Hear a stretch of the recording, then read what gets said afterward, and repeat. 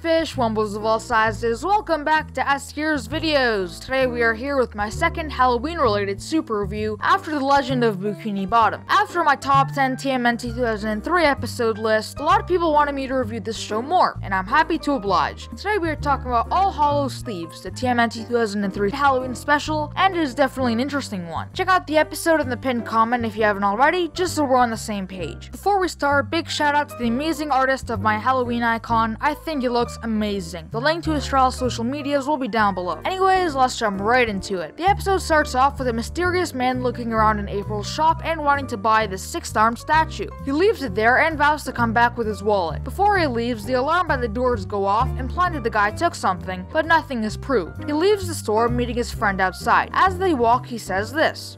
Today is Halloween, the day the Earth is closest to the spirit world. As they walk, the man, also dubbed the King of Thieves, picks a wallet from a man in the street's pocket. We go to April's house as the turtles are carving their pumpkins, each pinpointing their characters. For example, Donnie uses a laser to precisely carve a mouth on the pumpkin, and Raph just sticks his size in his. After April leaves with Casey, the alarm goes off again in April's shop. When Mikey goes to investigate, three masked burglars attack Mikey. Obviously, Mikey beats the living crap out of them, but they drop a bike on Mikey and leave with the six-handed statue. When the other turtles come down and grab one of the guys, they know where to go next. We go to the mysterious man's hotel. King? I'll just call him the King. We go to the King's hotel as the two guys hand him the statue. You know, I wonder why the King of Thieves didn't bother to steal the statue himself. The turtles show up at the hotel and accidentally trick-or-treat when they were looking for the King, all to Leo's dismay. They reminisce about old times when Splinter would take them trick-or-treating, and Leo reminds them of the task at hand. What kind of creatures are these? Hand over the statue! It doesn't belong to you. I know, I took it. For you see, I am the King of Thieves. Okay. More like the King of Tacky Bling. Even the turtles have a hard time taking that seriously. He does some prayer into the statue and some demon bats come flying out of thin air. The two bad guys leave and the turtles have a hard time fighting the bats. You heard me, the Ninja Turtles can't fight what you get when you mix the Gremlins with Logan Paul's subscribers. Finally, they dig a hole in the wall and escape, because digging a hole in a wall is way more efficient than kicking a door down, right?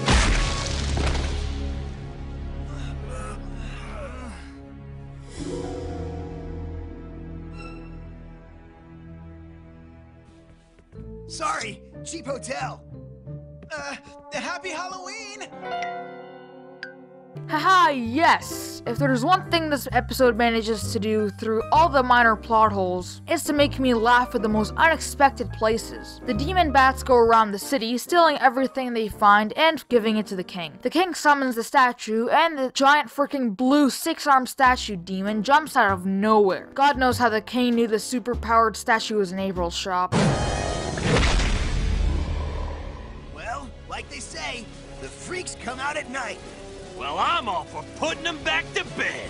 I love you, Raph. As the turtles get their shells handed to them by the monster, the king and his friend escape with their thievings. Raph has an idea to escape through the apartment building balconies, and it actually works. If there's one thing this episode achieves, is making Raph a main contender in the main characters. As they escape through the roof, they get the tar beat out of them. But in all seriousness, Mikey gets hurt, and Donnie trips the monster 3 stories off a building, making a big hole in the ground. As they go in to investigate, the monster jumps and seems to have only sustained a broken arm. Harsh. The turtles fight it for a while, showcasing the amazing action scenes in this show, and finally kick it out of a moving train. The monster breaks into 1,000 rock pieces and disappears. Same with the bat goblin things.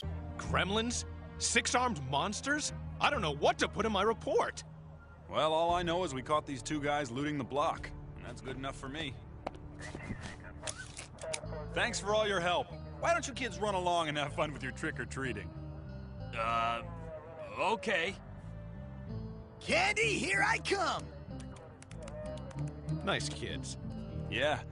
Strange costumes, though. The king gets arrested, and that was All Hallows Thieves. I like this episode for sure. It does have minor plot holes, and it's not the best TMNT episode. If you want that out of a top 10 list, you can check out. But the creativity and awesome plot, along with a nice introduction to these new characters, make this episode a great Halloween special I would totally recommend. I would give All Hallows Thieves a solid 8 out of 10. Anyways, that's that. As always, join my Discord server for all sorts of goofy stuff, and leave your thoughts on the episode and my review in the On-Air Podcast channel to have your comments read out in this video's corresponding On-Air Podcast episode. And check out my website as well. Thanks so much for watching, and I'll see you guys next time. Ciao!